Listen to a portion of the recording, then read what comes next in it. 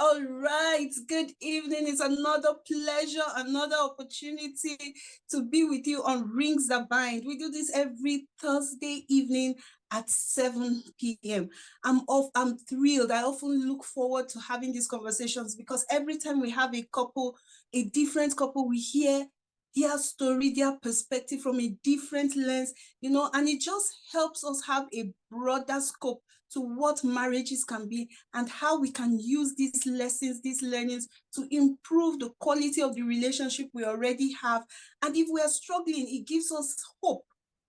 It makes you know that you can walk through whatever challenge you are facing as long as the both of you are willing and you are partnering together to do so. You can work it out and have that marriage that you've always desired, that marriage that you've always dreamt of having. That's our dream. That's our goal on Rings That Bind. And that's why every Thursday we come to you with another couple sharing their story, their experience, their challenges, so that you get encouraged, you get inspired, and you have somewhere to learn from and utilize these learnings. Now, this is brought to you regularly by BRIDGEAFRIQUE, home of BLISS Incorporated, and Panacea Ville International.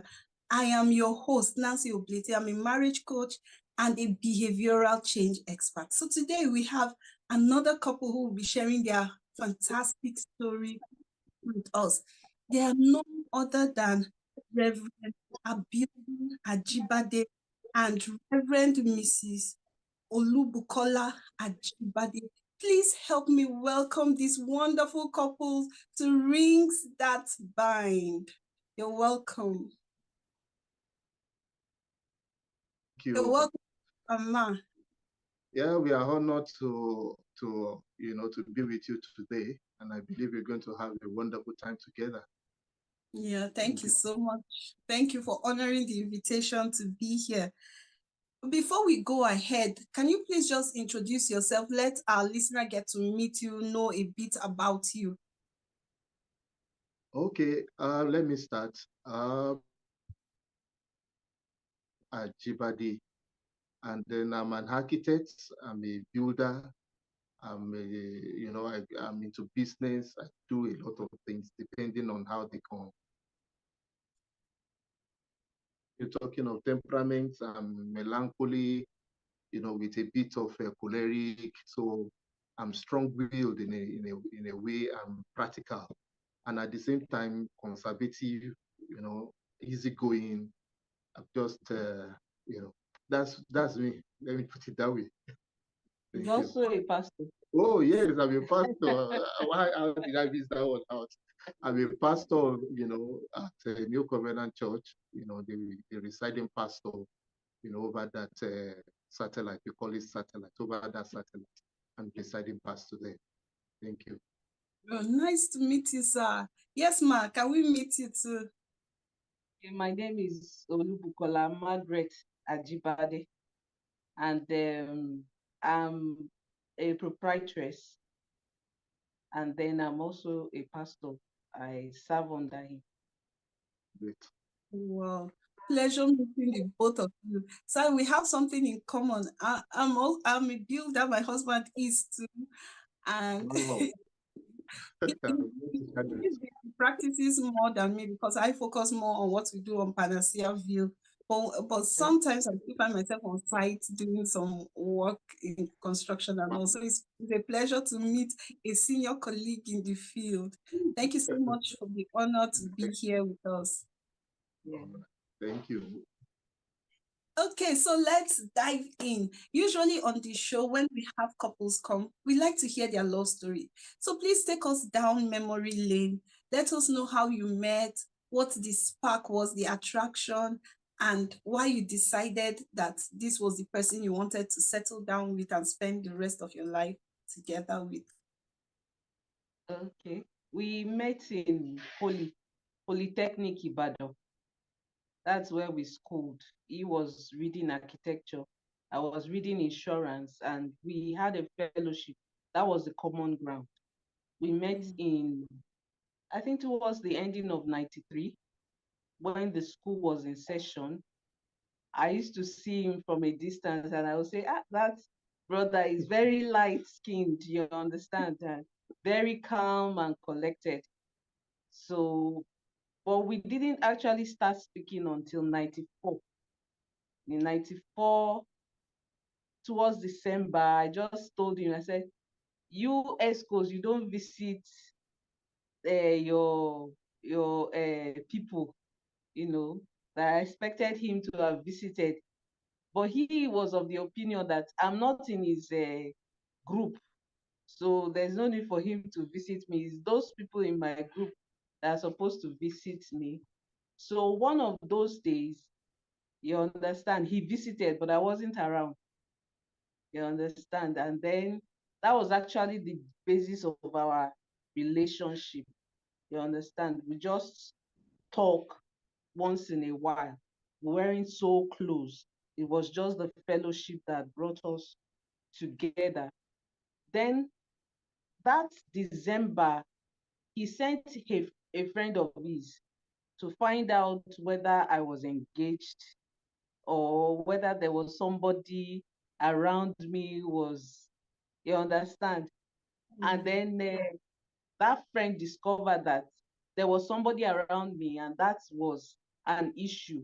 So he didn't press to come and ask any question, because the friend told him that, oh, I want to have time to pray with this person. It's like what she's going through, she needs to come out of it first before you can come. So basically, his friend and his wife, they were cutting then. They prayed along with me, and till I was able to come out of it. It was one brother that was disturbing me. I remember this brother this morning. He was like, I must marry him, and I must say yes. I can't say no, because just it felt as if God was leading him to me, and there was nothing I said. He just kept insisting. He even went to the president, told the president, and because of that, nobody else could come and talk to me, because that was the rule. If a brother is proposing to a sister, no other person should come, because it will cause confusion. You understand? But I gave him my answer, which was what the Lord told me. When he came, when the brother came, but he refused to accept it. He said I should go and pray. That he prayed for 8 months. I just took 3 days. So he was angry, he was livid. So I kept praying. I asked people to pray along with me. So at the end of the day, I was able to convince him to a point. You understand that he backed off. So eventually, my husband, around the time they were graduating, the ESCOs did a kind of send forth. So his friend and I were asked to decorate the hall. So we went with, while I was going to decorate the hall, a friend of mine was ill. So I was taking care of her. So I couldn't come and assist the way I should. So I eventually had to take my friend and tell them that, see, this is the reason why I didn't come on time. So I was able to do a little decoration, and then we also partook in what they were sharing for the ESCOs. Then I went back with my friend, and then a sister in the fellowship was getting married.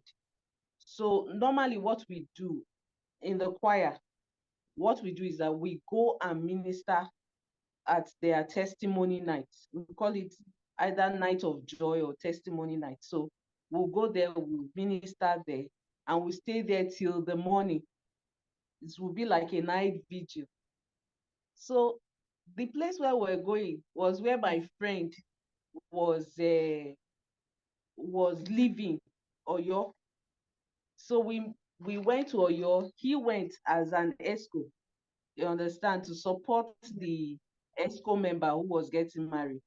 So I also went, taking my friend so that she can, go to her home. So after we got to the home, my friend just got better. I think she was just homesick because she got better Hello, immediately and we went for. Can you see me? okay. Yes, I can. Okay. Okay. So she got better and then we went for the night of joy. And while we were there, my husband just came.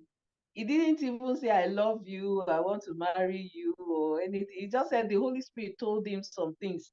I should go and pray about it. That's how spiritual he was. He didn't Wow. know much about, talking about, all those kind of this thing. He was very, very spiritual. So I just, immediately as he was talking, I had a kind of peace. I believe it's because of all the brethren that prayed along with me while I had those challenges. It gave me a kind of ease to be able to know. I had a kind of wash over me, and my heart was full of joy. You understand? I knew even before I went to pray that he was the one. Wow. I was so confident, but I said, no, I must still pray about it because those were one of the things that we were able to learn in the fellowship. They brought experts in marriage. Couples came, gave their testimonies, things like that. So it helped us to know how to prepare ourselves for such an occasion. So for I prayed and fasted for about 3 days, and then received some specific word from the Lord concerning the relationship. So by the third day, I was ready to give my answer. I met a brother, and the brother said, 3 days. You don't know, you're supposed to do shakara for the brother now. You just like a month. I said, but I feel led to go and tell this person. So he said, no, go back and pray again. So I went inside, I laid down, and as I was lying down, I felt a beat in my heart like I need to get up and go and give my answer. So I went back to the brother. I said, I don't have any peace. I feel like I need to tell this person. So he prayed with me. And as he prayed, he felt a release. I believe it was for him because God needed to help him understand that God was not that trying to just be cheap. I wanted to do what God was leading me to do, not knowing that he had actually prayed that God will make it easy for him. That is that I will speedily give him an answer. If I told God 5 days, that within 5 days I should be able to tell him. And truly, that's Wednesday, 26th of April, 1995, the fifth day. Wow. So I Wow. went to give the answer. He had some issues. He will tell you about it. Well, he had some issues in that area, and that was why he told God, let it be just 5 days. Interesting. Yes, sir. Yeah, let me start this way, that I got to know God early enough, in my life. When I was 15, I got born again. On the third day, alone inside my room there, I received the Holy Spirit baptism. And I got some people around that were directing me on how to start the journey with God. So that really helped me in a lot of ways.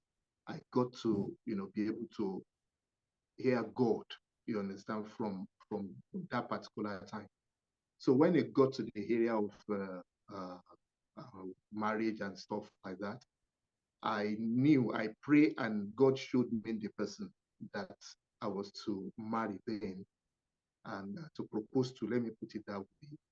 And then I went to meet the lady, proposed to the lady. And before then, I've read a lot of books, on marriage, gone for several seminars. So there is nothing hidden when it gets to that, terrain, for me, because I've been taught to prepare ahead of time. You understand? In anything, I would have, gone to make a lot of preparation on that. So I went to propose to the lady, and she said, okay, a serious sister to spiritual sister. All of us were in fellowship at that particular time. I proposed, and then she said she would pray that, about the whole thing. 1 month, 2 months, 3 months. I said, God, why would it take some? Because I didn't know how God speaks to me within a short time. You understand, I'll be able to make decisions and the rest like that. When I at a particular time, I was pissed off with me. I said, okay, let me go to this sister's room to you understand, inquire what is happening. Months just to receive from God on this simple matter. Lo and behold, as I entered the room, I saw her and a very close brother that we are in fellowship together in a position that I don't like, feeding each other. And I said, wow, it cannot be. So I was seriously disappointed, not only disappointed in the situation, I was disappointed in God.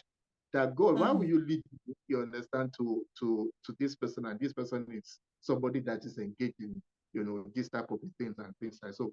I was very, very disturbed. And I said, God, I told God, I said, I will not marry again in life. And that's one thing about me. When I make up my mind, that is it. Even up till now, you understand, though God is helping me gradually now. When I make decision that this is the way I'm going, that is it. Because I was brought up, that way.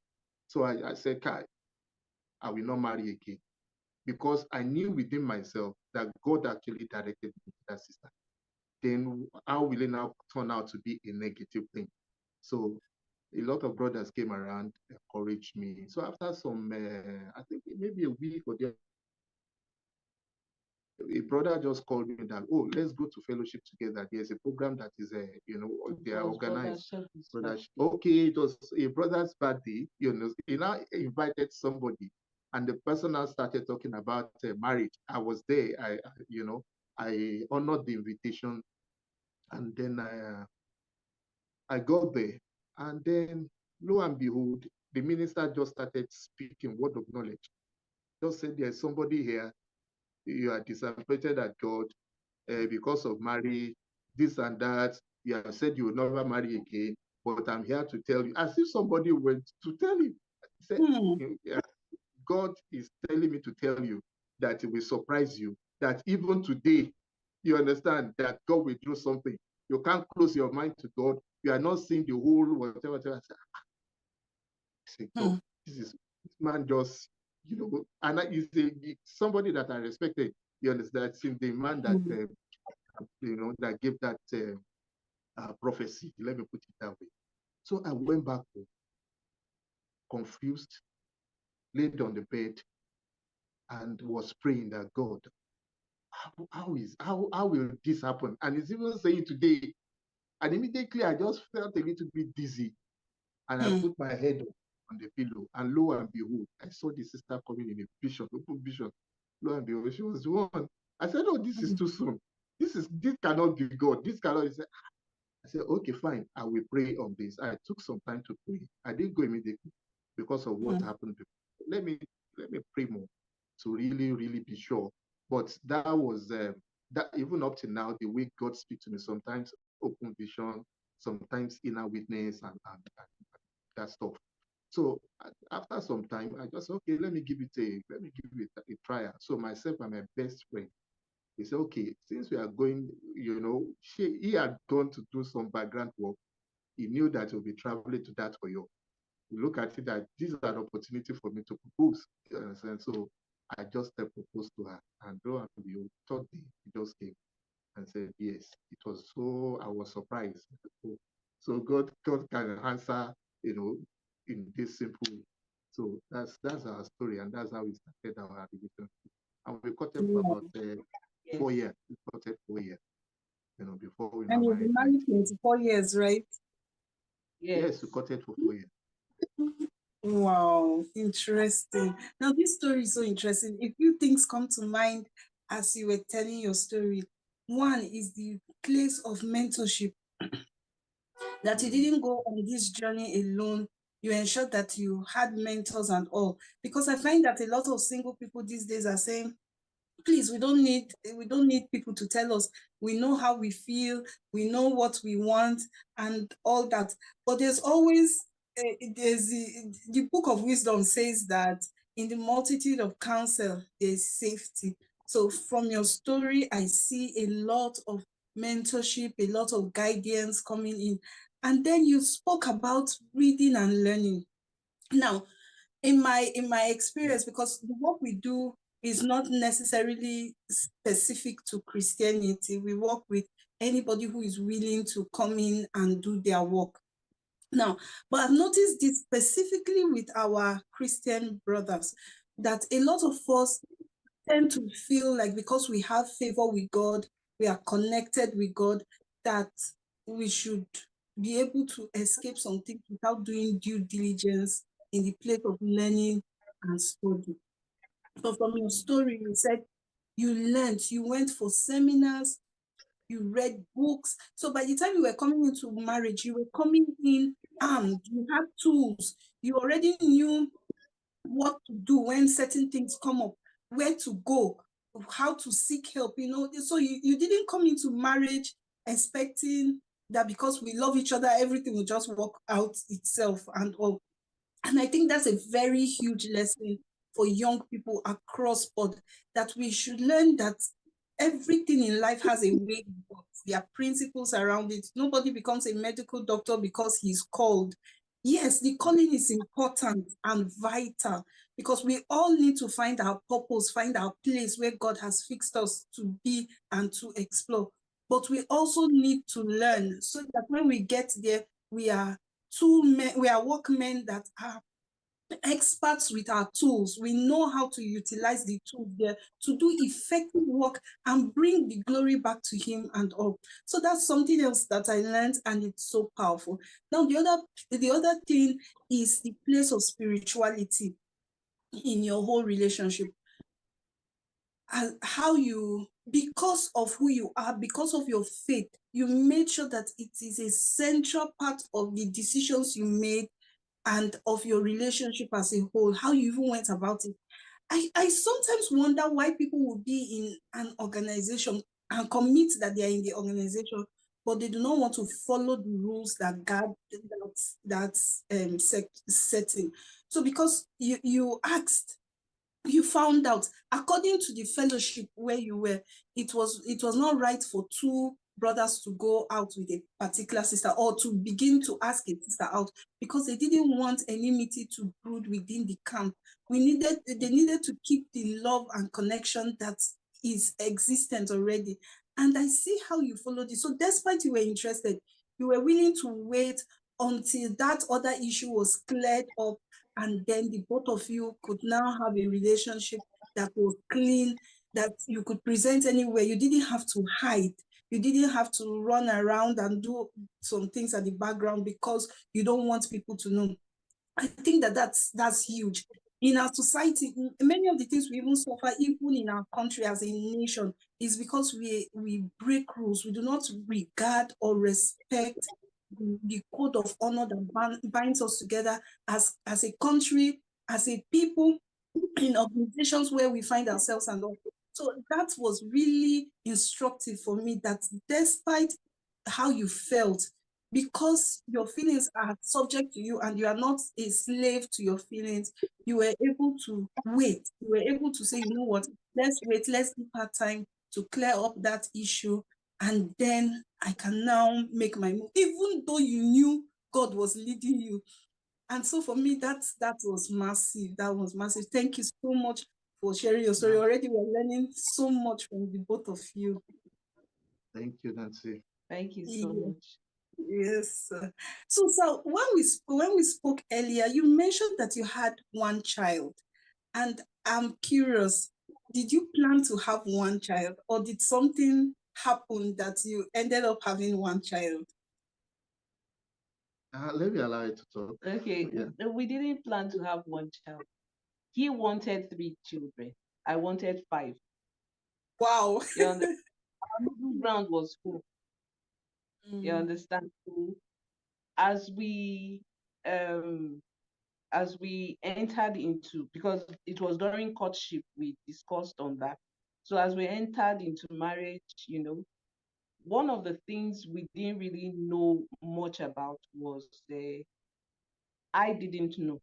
As a woman, I should have known, how the symptoms of pregnancy, because I lost 2 miscarriages, you understand?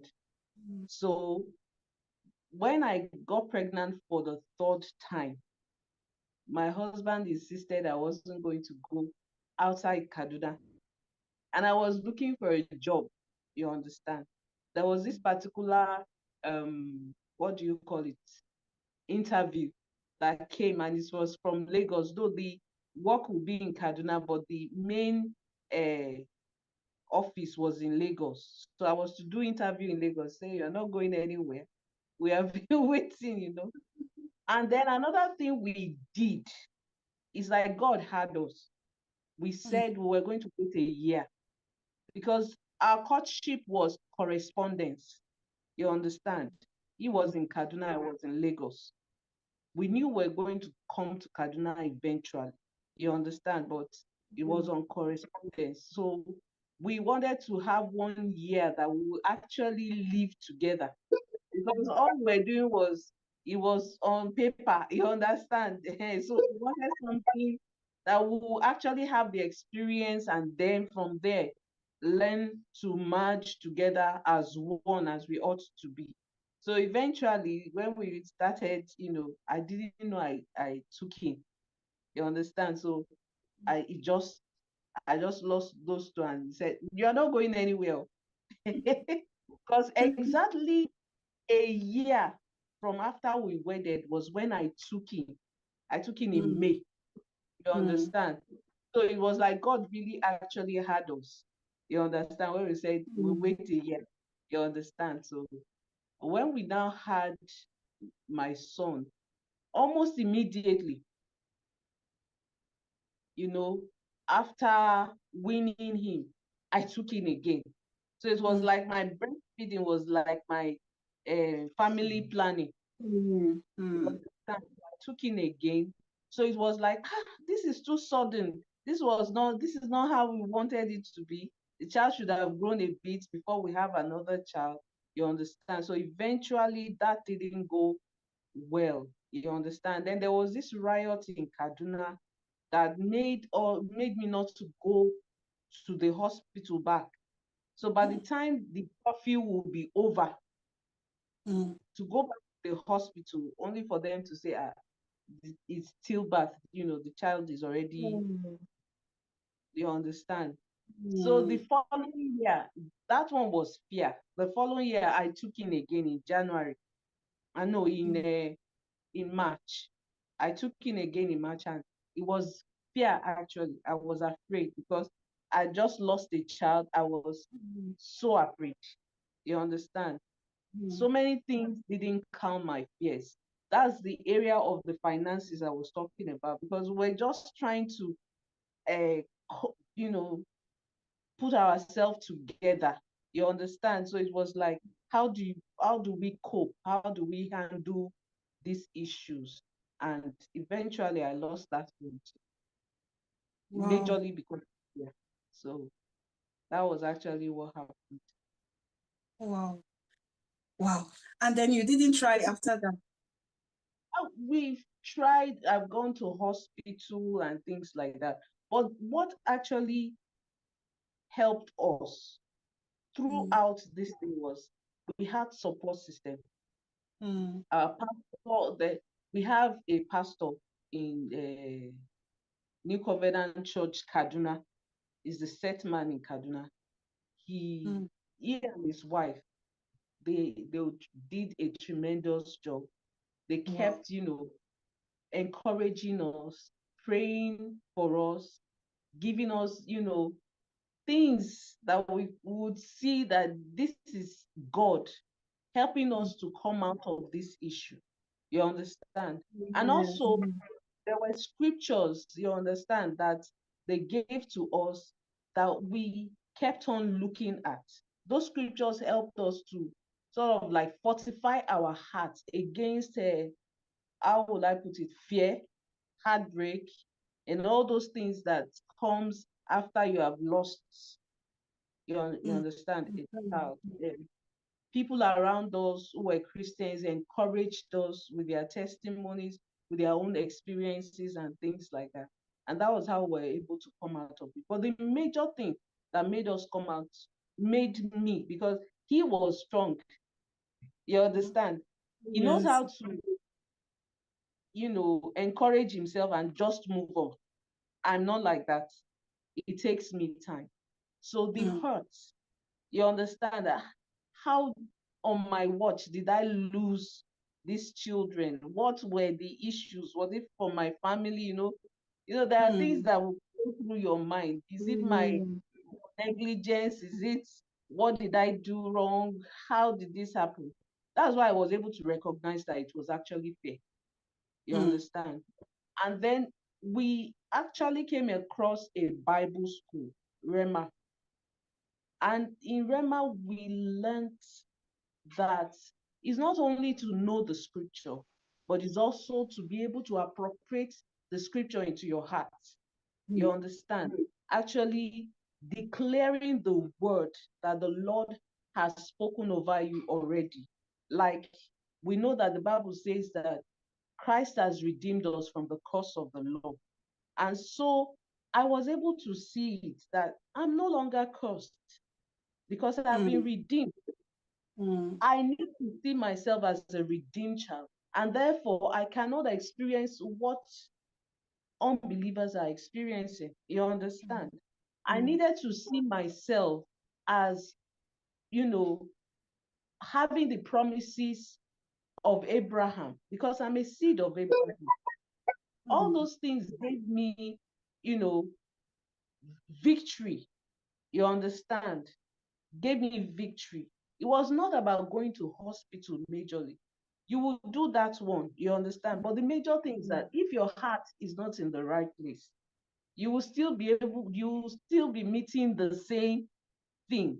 So you need to overcome in your heart first. Then you have the freedom. Like now, my womb is open and free. You understand? And I know my children are on the way. Wow, fantastic. This story is so inspiring, coming out of hurt and all. And we would like to hear you, sir, hear your own perspective. And I have some questions already that I'm thinking of asking. But before we do that, we'll go on a short break. We'll take some commercial, and then we'll come back and continue from here. It's coming, we're coming, it's coming. One house, brave house me. 72 hours of history. Triggers of fun. 72 hours of history. Get ready, I'm ready. 72 hours of history. It's one house, 12 housemates, full of fun, excitement, and razzmatazz. Are you ready? Lagos, are you ready? It's coming, we're coming, it's coming, we're coming. Let's go! 72 hours of history.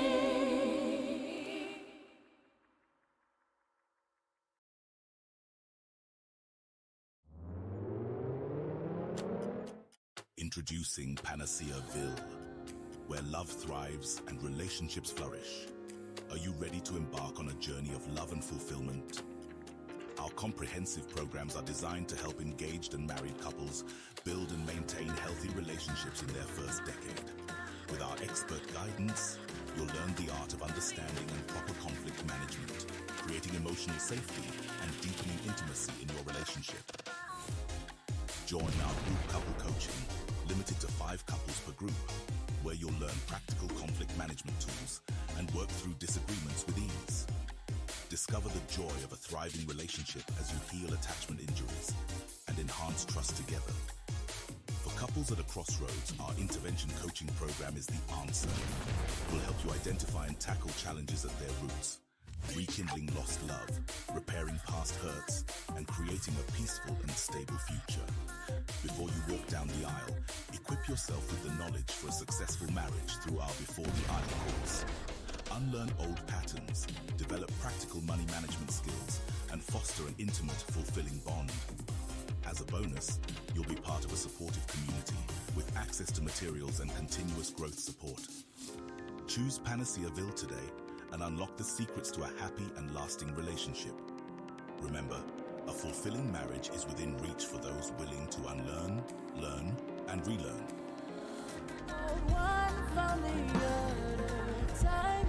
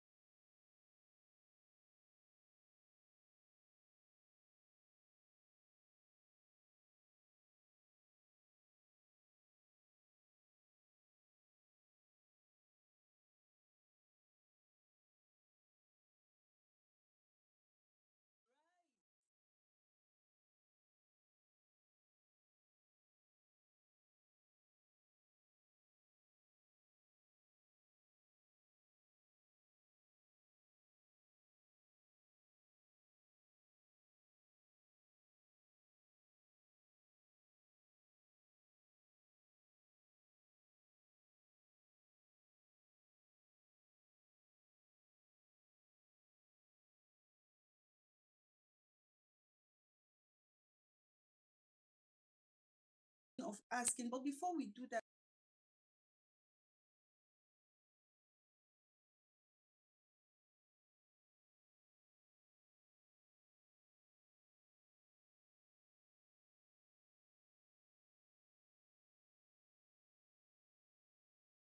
interesting conversation with Reverend and Reverend Mrs. Ajibade. They have been sharing their story, the challenge. Right. All right. Good evening. It's another pleasure, another opportunity to be with you on Rings That Bind. We do this every Thursday.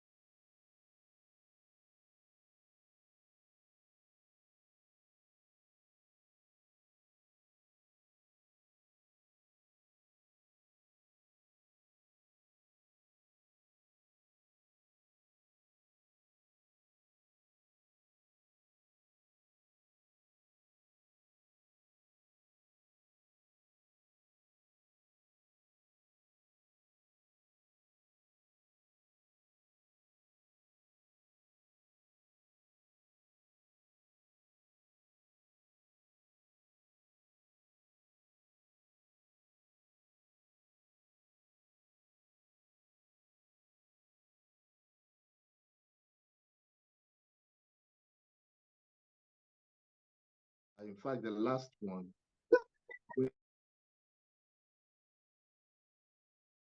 and the rest, I cried like a baby. So our pastor then, Pastor Yemi, came to console me, could not console me. I was weeping like a baby. I will even say for the first time, the only place where I cry is in the presence of God. When I'm in the presence of God, I can cry, tears comes out and the rest like that.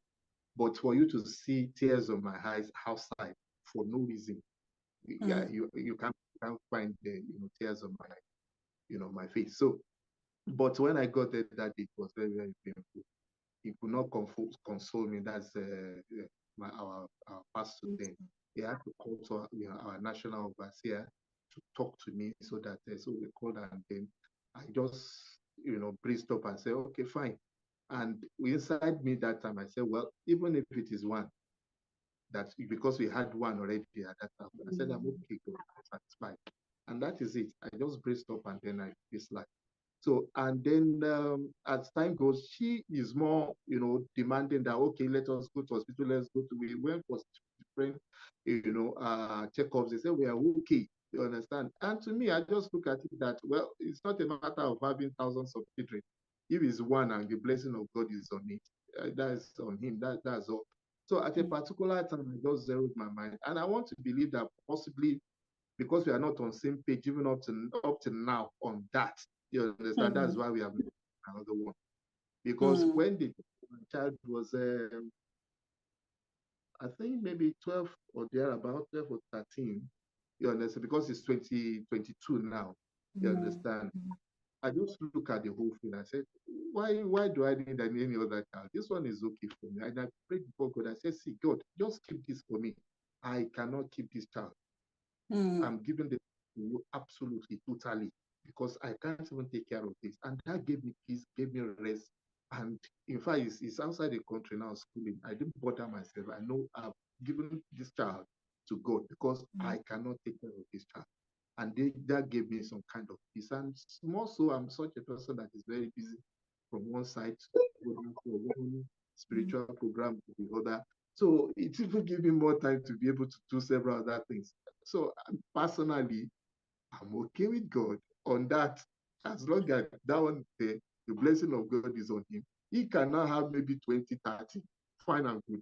Me, I'm okay. But up to now, to still say, we need to still get. I said, I'm 54. Yeah, yeah, 50 next year. I'm okay. What am I looking for? One is enough.